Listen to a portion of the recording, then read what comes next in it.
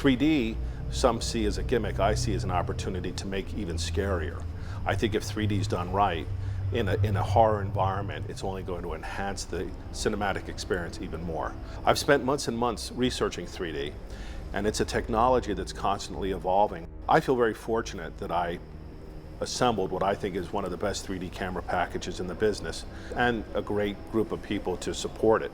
The reason I was willing to take this on is the first chance that I've been given the opportunity to participate in the finished product the way I would like to see it. I've always said that one of these days, the day will come when the director, the DP, and the stereographer have a vision together and work equally to create that image. And I was told by the director, this is that movie. But when it came to what is this world, you had to ask yourself, do I want a movie that people are like ducking and screaming the whole time, like a 50s drive-in film, or do you want to create a really cool 3D world? I opted for the latter. I believe that a movie should look naturally real and be comfortable to watch for about 2/3 to 3/4 of the movie. And those things that pop out of the screen that everybody thinks is what 3D is about, they'll give you a headache if handled badly. They're a theme park ride, but if you do them 25% of the time, they are punctuation to the story rather than just a gimmick. As a filmmaker, 3D is a pain in the ass. It is a lot of work. It is a science. I mean, a whole host of constantly changing dynamics that go into making comfortable 3D. 3D, the camera is tied to a whole nother world, and so you can never just go off and pop a shot. It's like moving mini refrigerators around that have like 25 plug-ins. So if you move them 25 yards, you got to go and unplug them, plug them back in, and then 3D has to power back up, and you have to wait. It takes more energy, it's a little more tedious. You can't have dirty over-the-shoulder shots, for example, and you can't have things that are only halfway in frame because, of course, they would sort of explode off the side of the frame and look really strange.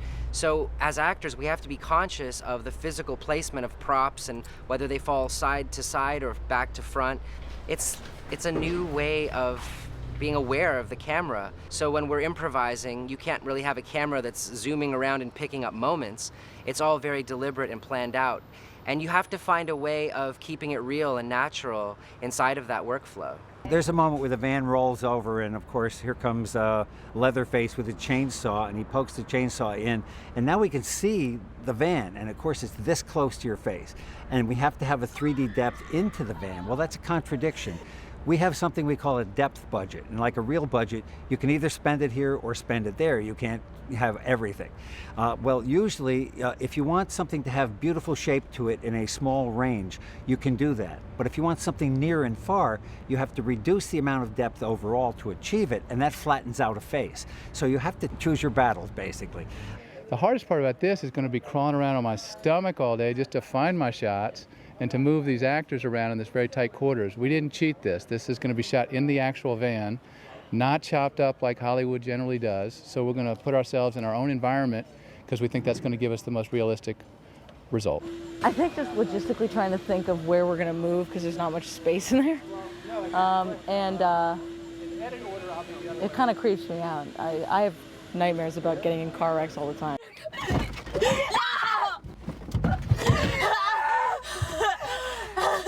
Last time anybody got away, my entire family was slaughtered.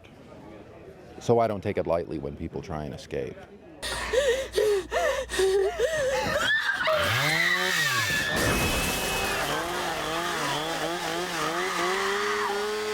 You gotta be really careful about stuff that might look real, but when they put it in front of the 3D camera, it exaggerates a little bit, and then it doesn't look real anymore. So sometimes you gotta pull back and do a little bit less than we usually do, like painting and stuff like that, because it will read better in the 3D. You know, people think of it as a gimmick, and it's used as a gimmick, but I think that's what 3D is all about. It's about enhancing your experience.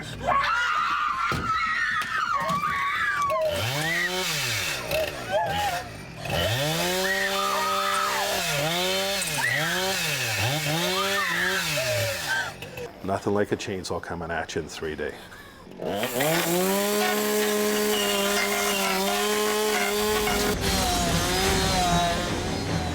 Welcome to Texas!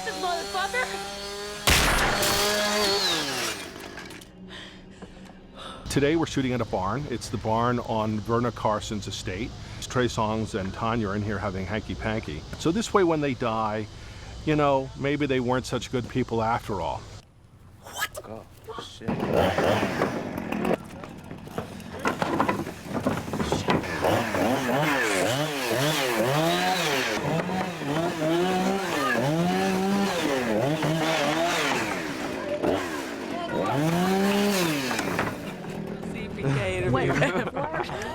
Oh, you run up.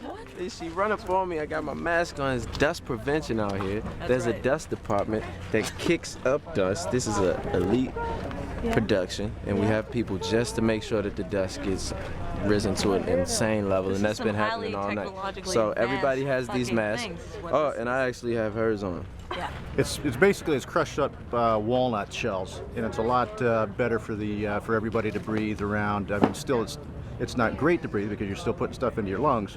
But the best thing about this stuff is we also use it as a smoldering dust. We can actually ignite it, and it smolders and gives us a nice smoke. Here it comes at you. A kid's trapped in a barn, being attacked by a Leatherface, don't know what to do, and Heather, our lead, comes crashing through the barn in the van to save them, we think. My name is Elena Sanchez. I am Alex's stunt double. Tonight we are driving the van through the barn door to, you know, pick up whoever's in the barn and drive them out of there. So it'll be a lot of fun. Okay guys, here we go. Cameras are set. Steve, you good? Yep. Like low. And action. And action, Elena. I have no idea. I think it means drunk.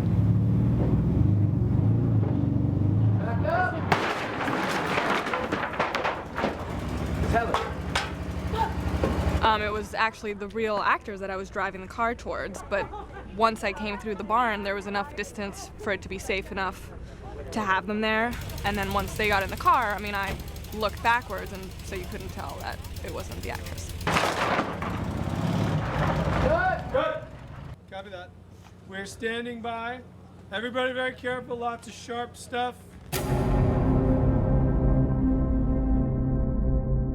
Tonight we're fortunate to be filming at Camp Minden, which is a military base. It also is a place that made ammunition and currently stores ammunition for the federal government. This is a closed ammo factory that made ammunition, I think, from Korea through the Vietnam War and even up into the 80s. It is our backdrop for the slaughterhouse. Big scene coming up, man. They're gonna be pounding and pounding and zzz and grinding. Oh man, it's gonna be terrific. Well, yeah.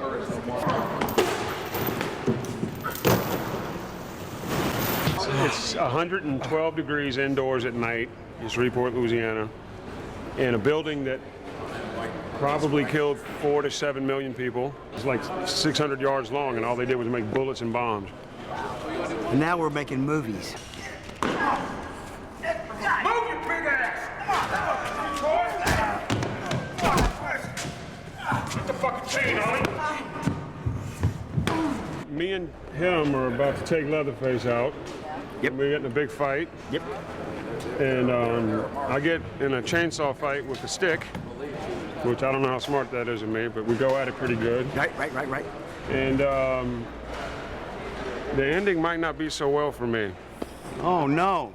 Within this set, we have built a meat grinder that is designed to dispose of meat scraps of all sizes and shapes. And when you see it, it is something that nobody can survive, and nor does our bad guy in this movie. So tonight, Bert Hartman, played by Paul Ray, will die a very painful, gruesome death.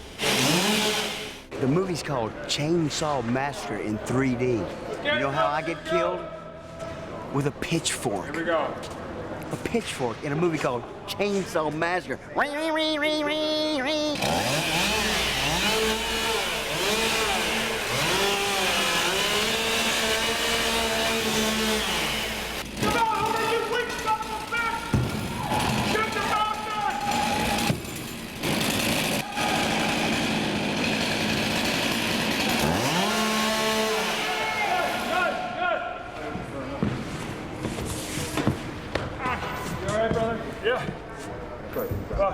You don't live until you breathe asbestos for about 4 days, and it just makes everything better. Feels like the 70s all over again.